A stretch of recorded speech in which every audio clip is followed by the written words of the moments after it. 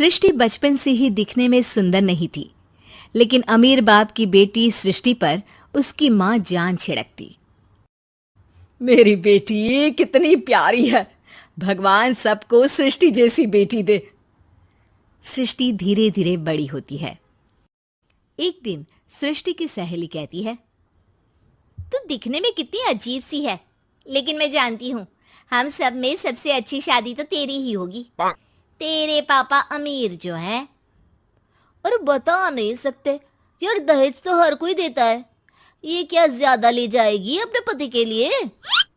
अरे बड़े शहर में कोठी है इसके पापा की। अरे पापा की है ना, कौन सी इसकी है? इसकी होती तब तो कोई भी लड़का इससे शादी कर लेता। अरे पापा की मतलब पापा की है तो मेरी ही है ना?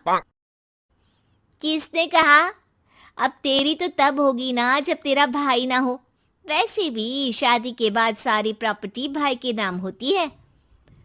सृष्टि समझ जाती है कि उसे किसी भी हालत में माँ बाप की सारी प्रॉपर्टी को अपने नाम करना है, लेकिन कैसे? एक दिन सृष्टि का भाई शीनू कहता है, बहन क्या कर रही है? तुझसे एक बात करनी है। अरे हाँ हाँ करना, मैं तो तेरी बहन हूँ। बहन मेरी लाइफ में ना एक लड़की है, बहुत अच्छी है। मैं सोच रहा हूँ माँ और पापा से बात करूँ शादी के लिए।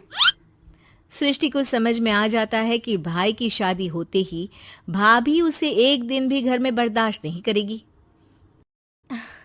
क्या बात है भाई, बताना कौन है वो?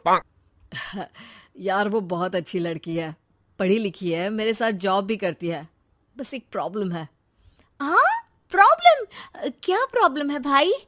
यार वो शादीशुदा है, लेकिन उसके पति ने उसे सिर्फ इसलिए छोड़ दिया क्योंकि उसके माँ बाप दहेज नहीं दे पाए। सृष्टि ये सुनकर न जाने क्यों खुश हो जाती है। अरे भाई तो क्या हुआ, लड़की तुझे तो पसंद है ना? शीनू को लगता है कि बहन उसे समझ रही है।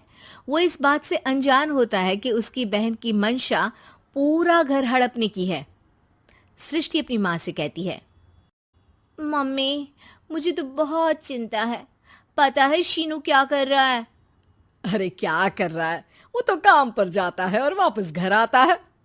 नहीं ना माँ, वो यही तो नहीं कर रहा, बाकी सब कर रहा है। आपको पता है उससे प्यार है, और वो भी एक शादीशुदा लड़की से। हैं? ये क्या हो गया? मैं सोसाइटी में क्या मुंह दिखाऊंगी? अरे तेरे पापा तो यही कहेंगे कि मैंने ही उसे बिगाड़ दिया है। माँ देखो, मेरी बात मानो, पापा पर भी विश्वास करने की जरूरत नहीं है। अब आप ही बताओ, पापा इतनी देर घर के बाहर रहते हैं क्यों, बोलो? अरे बेटा वो तो नौकरी करते हैं ना। तू बहुत भोली है माँ। पापा का ऑफिस तो 7 बजे खत्म हो जाता है, लेकिन देखो कितनी देर से आते हैं। अरे नहीं नहीं बेटा, ऐसी कोई बात नहीं है। सृष्टि माँ को एक औरत से बात करते पिता की फोटो दिखाती है। देखो माँ कैसे हैं पापा, मैं ना कहती थी कि पापा सही नहीं है। मैं तेरे पापा से बात करूंगी, दे फोटो मुझे। ओ माँ वो तो डिलीट हो गई। लेकिन चल, तूने तो देख लिया ना, पापा से बाद में बात कर लेना। और हाँ, मेरा नाम बिल्कुल मत लेना। हाँ माँ। अब क्या था, सृष्टि के माँ और पिता के बीच झगड़ा होना शुरू हो जाता है। सृष्टि के मन में क्या चल रहा था कोई नहीं जानता था। एक दिन, माँ सृष्टि के लिए एक लड़का देखा है, वो लोग शाम को उसे देखने आने वाले हैं। और हाँ माँ, एक खुशखबरी, मैं और पापा मिलकर एक नया बिजनेस ट्राई कर रहे हैं। शाम को लड़का आता है, सांवले रंग का। सृष्टि को तो बिल्कुल भी पसंद नहीं आता।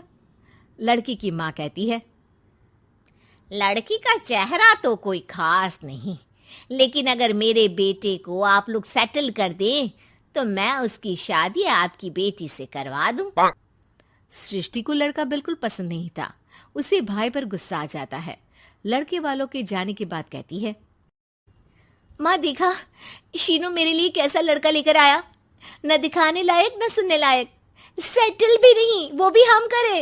अरे माँ, मैं जानती हूँ ये मेरी शादी किसी भी घर में क्यों करवाना चाहता है। अरे कैसी बात कर रही है बहन?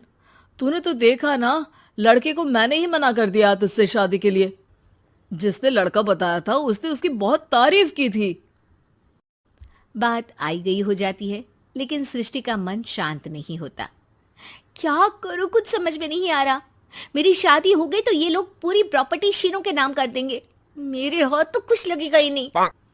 तभी सृष्टि को आइडिया आता है। वो किसी वकील को फोन करती है।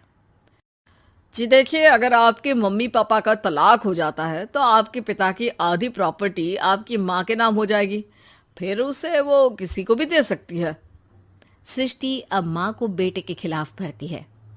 माँ, शीनू पर नजर रखा करो। वो जिस लड़की के प्यार में है ना, वो शादीशुदा है।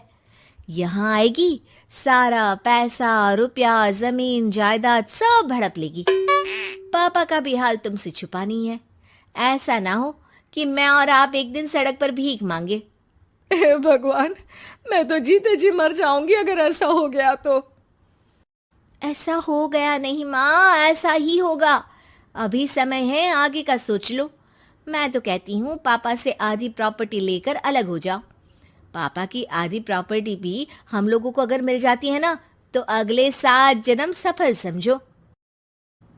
बेचारी माँ बेटी के कहने पर पति से तलाक लेकर अलग हो जाती है।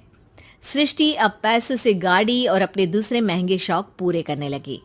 उसके दोस्त भी उसके पैसे इस्तेमाल करते।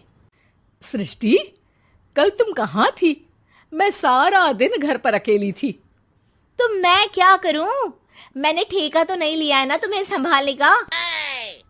माँ को सृष्टि से ये उम्मीद नहीं थी।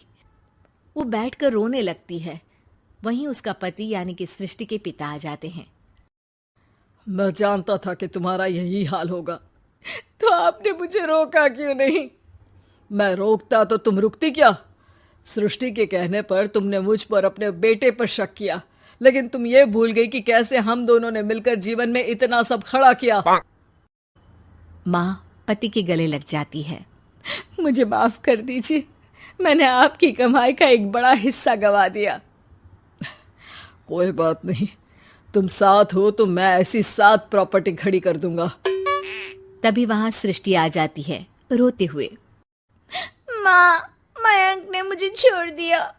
वो बोल रहा था जब तक मेरे पास पैसे थे तब तक ही वो मेरे साथ था। पापा, माँ, मुझे माफ कर दीजिए।